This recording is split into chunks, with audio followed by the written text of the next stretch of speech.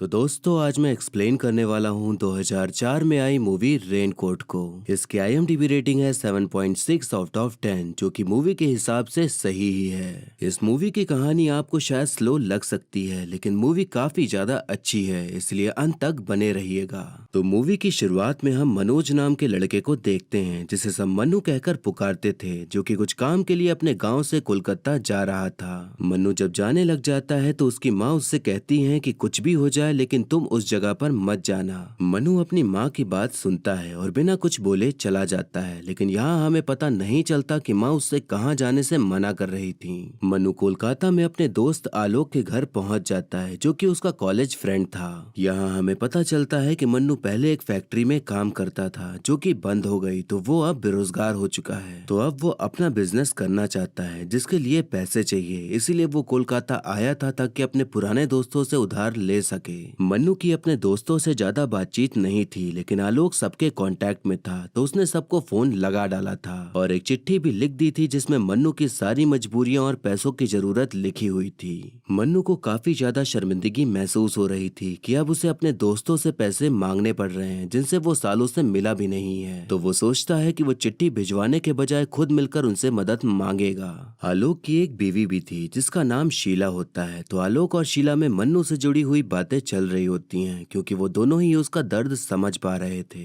मन्नू काफी देर से बाथरूम में ही था तो शीला उसे बुलाने के लिए जाती है तो उसे सुनाई पड़ता है कि मन्नू बाथरूम के अंदर रो रहा है। मन्नू के हालात इतने ज्यादा खराब थे कि वो खुद के हालातों पर रो रहा था, लेकिन तब शीला बिना कुछ कहे वहां से चली जाती है। मन्नू अब नाश्ता करने के लिए आ जाता है तो आलोक और उनमें बातें चलने लग जाती हैं। तो यहाँ पता चलता है कि आलोक एक टीवी सीरियल प्रोडक्शन में काम करता है। बातचीत के दौरान मन्नू आलोक को एक पर्चा दिखाता है जिसमें कि एक एड्रेस लिखा हुआ था। आलोक उस एड्रेस को देखते ही उस पर भड़क जाता है और कहने लगता है कि तुम उससे जाकर नहीं मिलोगे जिसने तुम्हें लात मारकर किसी और से ही शादी कर ली। शीला आलोक को शांत कराने लग जाती है और कहती है कि अगर वो अपने प्यार से मिलना चाहता है तो उसमें गलत क्या है। आलोक कहता है कि मन्नू हमेशा से ही उससे प्यार करता था, लेकिन फिर उसकी माँ ने एक अमीर परिवार देखकर शादी करा डाली क्योंकि तब इसके पास कुछ भी नहीं था, और अगर वो इतनी ही अच्छी थी तो अब जब इसको पैसों की जरूरत है तो मिलने जाए तो उससे ही पैसे मांग लेना। ये सब बातें चली रही थी कि तभी बाहर बारिश शुरू हो जाती है। तो शीला मन्नू को रेन कोट देने को कहती है ताकि वो बाहर तेज बारिश में भीग ना जाए। शीला अपना मोबाइल फोन भी दे देती है क्योंकि मन्नू शहर में नया था तो जेब में मोबाइल होना उसके लिए सही ही था। अब मन्नू अपने दोस्तों से जाकर मिलता है और अपनी समस्याएं बताकर उनसे पैसों की मांग करता है, जिससे कि उसे 2-3 दोस्तों से पैसे मिल भी जाते हैं। फिर उसके बाद मन्नू एक घर पहुंच जाता है और उस घर की घंटी बजाने लग जाता है।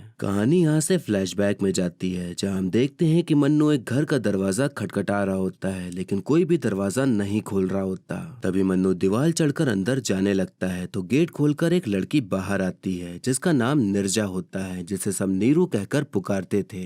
यहाँ हमें पता चलता है कि मन्नू और नीरू एक दूसरे से प्यार करते थे, लेकिन कुछ कारण की वजह से नीरू की शादी हो गई और तब इन दोनों का प्यार का बंधन टूट गया। अब इतने सालों बाद मन्नू नीरू से मिलने के लिए आया था क्योंकि उसे पता था कि वो उसी शहर में रहती है और एक समय वो उसका प्यार भी थी, तो वो बस उसका हाल चाल लेना चाहता था। काफी देर इंतजार करने के बाद आखिरकार नीरू दरवाजा खोल ही देती है और तब मन्नू घर के अंदर जाता है। घर में हर जगह पुरानी कुर्सी टेबल और लकड़ी का सामान फैला हुआ था और घर में बिजली भी नहीं आ रही थी। तो मन्नू सबसे पहले इन्हीं सब के बारे में पूछता है। नीरू बताती है कि लकड़ी का सामान सब एंटीक पीस है, इसीलिए मेरे पति इन्हें फेंकने से मना करते हैं और बारिश की वजह से शायद एक फेस उड़ गया है, इसीलिए लाइट नहीं आ रही। घर की सारी खिड़कियां बंद थी तो मन्नू खिड़कियों को खोलने के लिए कहता है, लेकिन नीरू खोलने से मना कर देती है, ये कहकर कि बारिश का पानी अंदर आ जाएगा। नीरू चाय बनाने को कहती है और ये भी बताती है कि उसे खुद ही चाय बनानी पड़ेगी क्योंकि घर के दोनों नौकर दोपहर होते ही पत्ते खेलने निकल जाते हैं। लाइट न होने की वजह से कुछ भी ठीक से नहीं दिख रहा था तो मन्नू उजाला करने के लिए कहता है ताकि वो नीरू का चेहरा देख सके जिसे उसने इतने सालों साल उसे नहीं देखा था। नीरू एक मोमबत्ती जलाकर ले आती है और उसके पास आकर कहती है कि मेरे चेहरे पर कोई दाग नहीं, कोई धब्बा नहीं। इससे तुम समझ ही सकते हो कि मेरे पति मुझसे बहुत प्यार करते हैं। मनु अब उसके पति के बारे में पूछता है तो नीरू बताती है कि वो घर पर नहीं रहते बल्कि विदेश में ट्रैवल किया करते हैं, क्योंकि उनका काम ही कुछ ऐसा है कि वो एक देश से दूसरे देश जाते रहते हैं।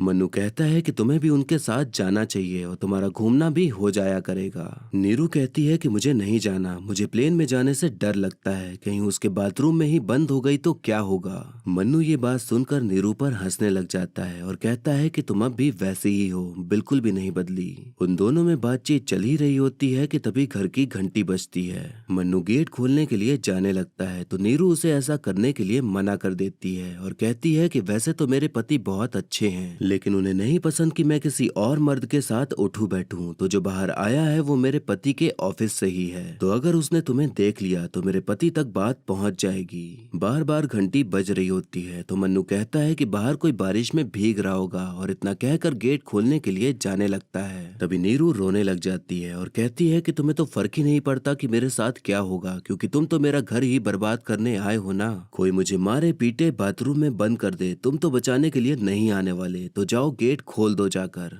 ये सब सुनने के बाद मन्नू गेट खोलने के लिए नहीं जाता और नीरू के पास आकर कहता है कि मैं तुम्हारा घर बर्बाद करने नहीं आया, मैं तो बस तुमसे मिलने आया हूँ। अब हम देखते हैं कि नीरू मन्नू के लिए चाय बनाकर लाती है तो कहती है कि अच्छा हुआ तुम मुझसे मिलने आ गए और आगे भी ऐसे ही मिलने आते रहना, इससे मुझे मेरे घर की खबर भी मिल जाया करेगी। मन्नू कहता है कि तुम्हारी खबर भी तो नहीं मिल पाती हम लोगों को, तुम यहाँ इतने आराम से अमीरों की तरह रह रही हो, लेकिन फिर भी कभी टाइम निकाल कर गाँव घूम जाओ तो अच्छा रहेगा। नीरू थोड़ा स्टाइल मारकर कहती है कि मैं वहाँ नहीं रह पाऊंगी, क्योंकि वहाँ ना तो टीवी है, ना फ्रिज है और ना ही एसी है। मन्नू कहता है कि अब टीवी तो गांव में भी सबके यहाँ है, तो अब हमारे गांव और तुम्हारे कोलकाता में ज्यादा फर्क नहीं रह गया है। कहानी यहाँ से फ्लैशबैक में जाती है जहाँ हम देखते हैं कि गांव में दिवाली का त्योहार मनाया जा रहा होता है, लेकिन मन्नू तेज बुखार के साथ बिस्तर पर लेटा पड़ा होता है। तेज बुखार में भी मन्नू का प्यार करने का जोश कम नहीं हुआ था, तो वो नीरू का हाथ पकड़ के अपने पास घसीटने लग जाता है। तभी नीरू कहती है कि उसकी शादी तय हो गई है और इस बार अपने घर वालों को रोक नहीं पाई। कहानी अब वर्तमान में आती है जहाँ हम देखते हैं कि नीरू मन्नू से पूछती है कि वो यहाँ कोलकाता क्या करने आया था। अब नीरू तो एकदम अमीरों की जिंदगी जी रही थी, तो उसके सामने वो अपनी वो जिंदगी तो नहीं दिखा सकता था जो उसकी असलियत थी, नहीं तो उसके सामने उसकी बेइज्जती हो जाती और नीरू यही सोचती कि अब भी वो वहीं का वहीं है। इसीलिए वो झूठ बोल देता है कि उसकी एक टीवी सीरियल प्रोडक्शन कंपनी है जिसमें कि सीरियल्स बनाए जाते हैं। मन्नू के दोस्त आलोक ने जो उसे अपने काम के बारे में बताया था उसी को मन्नू अपना काम बता देता है। नीरू उसके घर के बारे में पूछती है तो मन्नू कहता है कि अब वो झोपड़ी वाला घर नहीं रहा, बल्कि एक बिल्डिंग बन गई है जिसमें से 2 फ्लोर हमारे हैं। एक फ्लोर में माँ रहती है और एक फ्लोर में मैं रहता हूँ। असलियत ये थी कि ऐसा कुछ भी नहीं था, बल्कि आज भी मन्नू और उसकी माँ उसी गाँव वाले घर में ही रहते थे। नीरू उससे पूछती है कि तुमने शादी कर ली या नहीं, तो मन्नू बताता है कि अभी शादी नहीं हुई है, लेकिन माँ ने लड़की देख रखी है जिससे मेरी जल्द ही शादी होने वाली है और हम लोग दूसरे फ्लोर पर सेटल हो जाएंगे। कहानी फिर से फ्लैशबैक में जाती है जहाँ हम देखते हैं कि नीरू बता रही होती है कि जिससे मेरी शादी हो रही है वो लड़का बहुत अच्छा है और 6 फीट की हाइट है और नौकरी भी अच्छी है, तो मैं शादी के लिए कैसे मना कर दूं। मन्नू उससे कहता है कि तुम्हें शादी के लिए मना करना ही होगा, तो नीरू कहती है कि हर माँ बाप तो यही चाहते हैं कि उनकी बेटी सेटल हो जाए और उसे कंपनी एक कार भी दे रही है और उसने मुझे ये अंगूठी भी दी है जो कि शायद तुम मुझे कभी ना दे पाते। मन्नू उसका हाथ पकड़ के कहने लगता है कि मैं वो सब कुछ दूंगा जो तुम्हें चाहिए, मैं गाड़ी भी लोन पर खरीद लूंगा, बस तुम शादी के लिए ना कर दो। कहानी अब प्रेजेंट में आ जाती है जहाँ हम देखते हैं कि मन्नू का फोन बज रहा होता है। मन्नू कॉल उठाता है तो शीला का कॉल होता है जो कि उसने उसका हाल चाल लेने के लिए फोन किया था। तो मन्नू नीरू को दिखाने के लिए एकदम अच्छे से मुस्कुराते हुए बात करने लग जाता है जैसे कि वो किसी अपने करीबी से बात कर रहा हो। मन्नू की बातें सुनकर नीरू के मन में इच्छा जाग ही जाती है ये जानने की कि वो किससे बात कर रहा था। तो मन्नू बताता है कि वो मेरी सेक्रेटरी है जिससे मैं बात कर रहा था। मन्नू ये भी बताता है कि ये फोन उसके पास ही रहता है और जब भी वो कोलकाता आता है तो यूज करता है। नीरू को थोड़ा सा जलन सी होने लग जाती है तो वो कहती है कि उससे थोड़ा दूर ही रहना, ऐसी लड़कियां बहुत अच्छी नहीं होती। तभी नीरू को याद आता है कि वो इतनी देर से यहाँ आया है लेकिन खाना खाने को तो पूछा ही नहीं, तो वो खाना खाने खाने के लिए पूछती है तो मन्नू अपने आप को अमीर दिखाने के लिए कहने लगता है कि वो डाइटिंग पे है, इसलिए कुछ भी नहीं खाएगा। नीरू कहती है कि तुम पहली बार घर आए हो तो ऐसे जाने तो नहीं दे सकती। नीरू के जिद करने पर मन्नू उससे पूछता है कि घर में खाने को क्या है, तो नीरू कहती है कि आज तो खिचड़ी बनाई है क्योंकि मेरे डाइटिशियन ने कहा है कि फ्राइडे को खिचड़ी ही खानी है। मन्नू कहता है कि मुझे भी वही दे दो, तो नीरू कहती है कि सिर्फ वही खिलाकर तो नहीं भेजने वाली, तो मुझे बाहर जाना होगा लाने के लिए क्योंकि मेरे दोनों नौकर तो अब तक लौट कर नहीं आए हैं। बाहर अब भी तेज बारिश हो रही थी, इसलिए नीरू मन्नू का रेनकोट पहनकर चली जाती है। नीरू के जाने के बाद मन्नू घर की सारी खिड़कियां खोलने लग जाता है ताकि बाहर की ताजी हवा अंदर आ सके।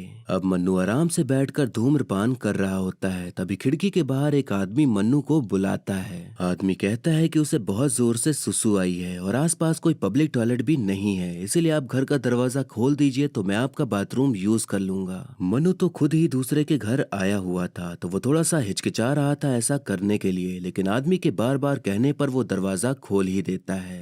आदमी बाथरूम करके आ जाता है तो मन्नू उसे घर से बाहर जाने के लिए कहता है, तो आदमी कहता है कि मैं ऐसे कैसे चला जाऊं, आज अंदर आने मिला है तो फैसला करके ही जाऊंगा, इसलिए पहले मैडम को आ जाने दो। आदमी बताता है कि मैं बहुत देर से बाहर खड़ा हूँ और कई बार घंटी भी बजाई, लेकिन मुझे पता था कि कोई भी नहीं खोलेगा और हर रोज मैं यहाँ आता हूँ, लेकिन मैं अपने ही घर में और अपने ही बाथरूम में नहीं जा पाता। उस वक्त जो घंटी बजने की आवाज सुनाई दे रही थी वो यही आदमी बजा रहा था और उसकी बातों से मन्नू को ये लगता है कि वो नीरू का पति है। आदमी ये क्लियर करता है कि वो उसका पति नहीं बल्कि इस घर का मकान मालिक है और कहता है कि आपको ये कमरा उसने कितने में देने का फैसला किया है। मन्नू कहता है कि वो ये कमरा किराए पर क्यों देंगे जबकि उनका परिवार पहले से ही अमीर है। मकान मालिक बताता है कि जो फर्नीचर आप देख रहे हैं वो सब शूटिंग का सामान है और उन्होंने ये कमरा किराए पर दे रखा है, तो यहाँ ऐसे ही फर्नीचर जमा रहता है। नीरू ने तो मन्नू को ये बताया था कि ये सब एंटीक सामान है जो कि उनका अपना है, लेकिन मकान मालिक तो कुछ और ही बता रहा था जिससे कि वो काफी कंफ्यूज हो जाता है। मकान मालिक बताता है कि नीरू का पति एक नंबर का फ्रॉड है। उसने मुझे एक कंपनी का लेटर दिया था जिसमें कि किराए पर मकान देने को लिखा था, तो मैंने मकान दे दिया, लेकिन जब उसकी जांच कराई तो पता चला कि लेटर एकदम फर्जी है।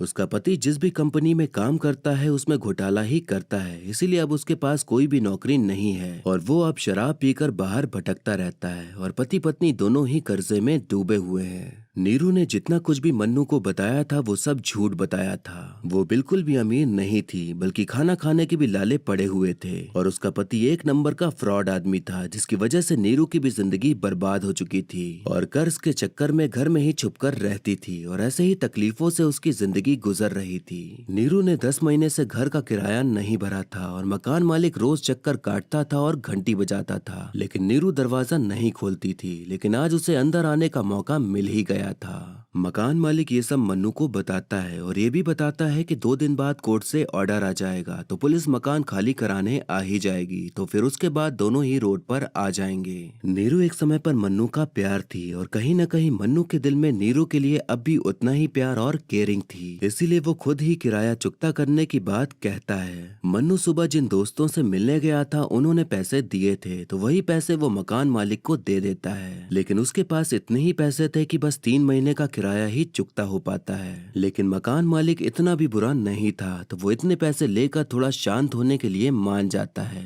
जब नीरू की शादी होने वाली थी तो मन्नू और नीरू के बीच बातचीत हुई थी जिसमें कि नीरू बताती है कि वो ये शादी सिक्योरिटी के लिए कर रही है और माँ बाप भी खुश हो जाएंगे। मन्नू कहता है कि इसका मतलब तुम इस शादी से खुश नहीं हो, तो नीरू कहती है कि तुम अगर यही सुनना चाहोगे कि मैं खुश नहीं तो जब कभी दोबारा मिलेंगे तो मैं ऐसा बना बना कर बोलूंगी और एक्टिंग करूंगी कि तुम समझ ही नहीं पाओगे कि मैं खुश नहीं हूँ। मन्नू अब उस दरवाजे को खोलकर देखता है जहाँ से नीरू चाय बनाकर और मोमबत्ती जलाकर लाई थी, तो पाता है कि उस एक कमरे में ही वहाँ सब कुछ था। कमरा पूरा सीलन से भरा हुआ था और हर जगह मकड़ी के जाले लगे हुए थे और कीड़े मकोड़ों ने कब्जा कर रखा था और वहीं पर लेटने की भी व्यवस्था थी और बाकी सब करने की व्यवस्था भी उसी कमरे में थी। नीरू बद से बदतर हालातों में रह रही थी और शादी के पहले जो भी उसने सोचकर शादी करी थी उसका उल्टा ही सब नजर आ रहा था, लेकिन उसने मन्नू के आगे कुछ भी आने नहीं दिया था क्योंकि उसने तो यही बोलकर शादी करी थी कि लड़का काफी अमीर है और उसकी जिंदगी जिंदगी सिक्योर हो जाएगी। लेकिन इतने सालों बाद हालात तो कुछ और ही थे।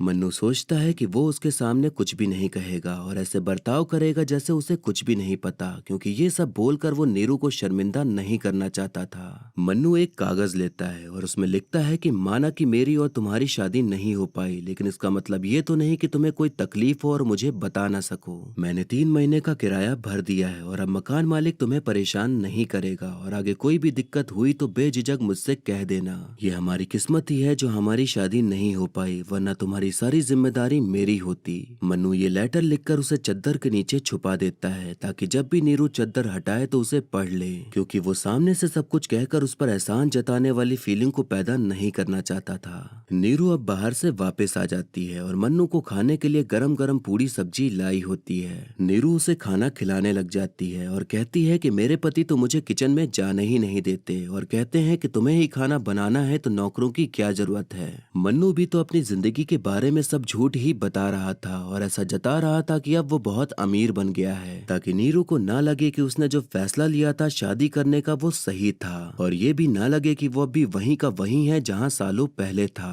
दोनों ही लोग अपनी तकलीफों को छुपाकर चेहरे पर मुस्कान बनाए रखकर झूठ का सहारा लेकर एक दूसरे से बात किए जा रहे थे। बस ये अलग बात थी कि मन्नू सब जानकर भी नीरू के झूठ को सच मान रहा था। नीरू बताती है कि वो 2 दिन बाद एक बड़े से फ्लैट में शिफ्ट हो रही है जहाँ पर सब कुछ है, लेकिन अभी उसे एड्रेस नहीं पता। मन्नू कहता है कि तब मैं तुमसे कांटेक्ट कैसे करूंगा। नीरू कहती है कि तुम अपना नंबर दे दो तो मैं तुम्हें फोन कर दूंगी। अब मन्नू का खुद का फोन तो था नहीं, तो उसे नंबर भी नहीं पता था, तो वो बहाने मार देता है कि उसे नंबर याद नहीं, क्योंकि फोन उसकी सेक्रेटरी के पास रहता है, लेकिन कहता है कि वो कैसे भी उसे ढूंढ ही लेगा। अब हम देखते हैं कि मन्नू आलोक के घर वापस आ जाता है। तभी शीला उसके पास आती है और उसे कुछ देती है, जो कि उसी रेनकोट के जेब से निकला था जो मन्नू पहनकर गया था। मन्नू जब उस कागज को खोलकर देखता है तो उसमें से सोने की चूड़ियां और गले में पहनने का माला निकलकर सामने आता है। कागज में नीरू ने लिखा हुआ था कि ये ऊपर वाले की ही मर्जी थी कि तुम रेनकोट लेकर आए, जिसे मैंने पहना और तब उसकी जेब में से एक चिट्ठी निकली। तुम्हें इतने रुपयों की जरूरत थी लेकिन एक बार भी नहीं बताया। मेरे पति लॉकर की चाबी अपने साथ लेकर गए हैं, इसलिए मेरे पास देने के लिए कुछ भी नहीं, लेकिन ये गहने दे रही हूँ, तो उम्मीद है कि इससे तुम्हारी जरूरत पूरी हो जाएगी। हम देखते हैं कि एक रिक्शा वाला नीरू के घर पर फर्नीचर लेकर आता है, क्योंकि हर रात ऐसे ही शूटिंग का सामान आता था और अगली सुबह चला जाता था। और इसी अधूरी कहानी के साथ मूवी यहीं पर खत्म हो जाती है।